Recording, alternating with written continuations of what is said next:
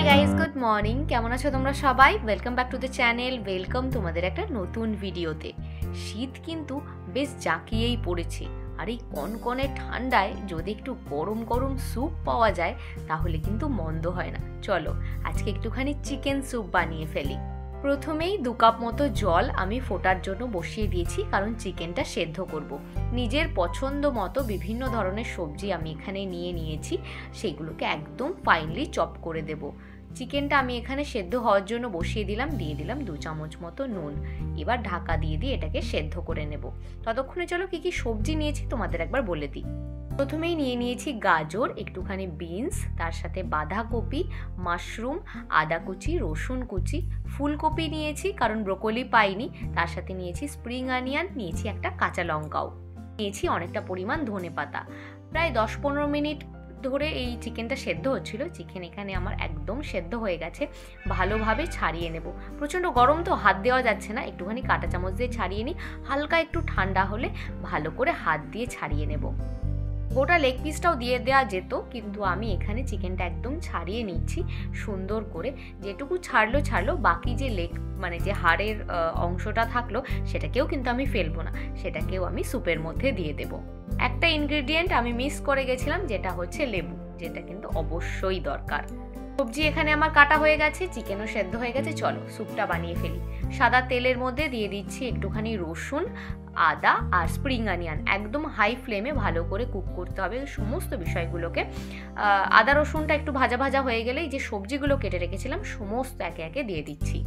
কড়াই তেল দেওয়ার আগে না কড়াইটাকে খুব ভালোভাবে আমি গরম করে নিয়েছিলাম, কারণ এখন যে প্রসেসটা হচ্ছে গোটাটাই কিন্তু হাই ফ্লেমে হচ্ছে, তাই কড়াইটা একটুখানি গরম করে তেল দিলে তাহলে এই প্রসেসটা করতে সুবিধা হবে। সবার শেষে দিয়ে দিচ্ছি একটুখানি মটরশুঁটি, আর তার সাথে দিয়ে দিচ্ছি চিকেনটা। ব্যাস, খুব ভালোভাবে নাড়াচাড়া করে নেব। দিয়ে দেবো চিকেন স্টকটা। এরপরেও যদি মনে হয় কিছুটা জল লাগবে তাহলে নর্মাল জল এক্সট্রা করে দেওয়া যেতে পারে। দিয়ে দিলাম গোলমরিচের গুঁড়ো, 1 চামচ মতো সয়া সস, আর একটা কাঁচা লঙ্কা। 10 থেকে 15 মিনিট মতো স্যুপটাকে আমি এখানে ফুটিয়ে নেব। একদম সবজিগুলোকে সেদ্ধ করে ফেলবো না, তাহলে কিন্তু খেতে খুব একটা ভালো লাগবে না। উপর থেকে দিয়ে দিলাম একটুখানি কর্নফ্লাওয়ার গোলা জল আর অনেকটা পরিমাণ ধনেপাতা, আর উপর থেকে ছড়িয়ে দিলাম একটুখানি স্প্রিং অনিয়ন, তার সাথে লেবুর রস। গরম গরম চিকেন স্যুপ দেখলেই তো কত তাড়াতাড়ি রেডি হয়ে গেল। ব্রেকফাস্ট হোক বা ডিনারে এইরকম স্যুপ কিন্তু একদম হেলদি, তার সাথে সাথে টেস্টিও। এ তো হলো আমার খাবার, কিন্তু আমাদের ঘরে তো অন্যই সিনেমা চলে। আশিস হলো ভেজিটেরিয়ান আর আমি হলাম নন ভেজিটেরিয়ান। রবিবারের সকাল বলে কথা, ওরও তো একটুখানি স্পেশাল ব্রেকফাস্টের দরকার হয়, তাই ওর জন্য বানাচ্ছি একটুখানি লাচ্ছা পরাঠা, তার সাথে আলু পেঁয়াজ ভাজা। পরোটার সাথে বা লুচির সাথে এই আলু পেঁয়াজ ভাজা খেতে আশিস প্রচণ্ড ভালোবাসে। তবে আজকে প্রথমবার যেহেতু আমি এই লাচ্ছা পরাঠাটা ট্রাই করছি, তাই ডিটেল রেসিপি তোমাদের সাথে শেয়ার করলাম না। আজকেরটা যদি ভালো হয় তবে পরে একদিন অবশ্যই তোমাদের সাথে শেয়ার করব। কড়াইতে সর্ষের তেলের মধ্যে একটুখানি কালো জিরে ফোড়ন দিয়ে নুন আর হলুদ দিয়ে আলুটাকে খুব ভালোভাবে ভেজে নেওয়ার পর আমি দিয়ে দিচ্ছি একদম ফাইনলি চপড পেঁয়াজটা। আস্তে আস্তে হতে থাকুক, ততক্ষণে আমি এখানে বানাচ্ছি লাচ্ছা পরোটা। বানাচ্ছি না, বানানোর চেষ্টা করছি, জানি না কতদূর কি হবে। ময়দাটাকে আমি এখানে একটুখানি বেকিং সোডা, নুন, চিনি আর একটুখানি সাদা তেল দিয়ে ভালো করে ময়ান দিয়ে মেখে রেখেছিলাম।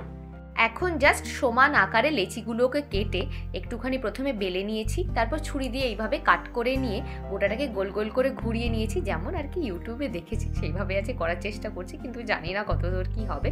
পরোটা আমার এখানে একদম বেলা হয়ে গেছে। দিয়ে দিচ্ছি তাওয়াতে প্রথমে আমি এপিট ওপিট ভালোভাবে সেঁকে নেব, তারপর ওপর দিয়ে দেবো ঘি ভালো করে ওপরটা দিয়ে ব্রাশ করে দেবো।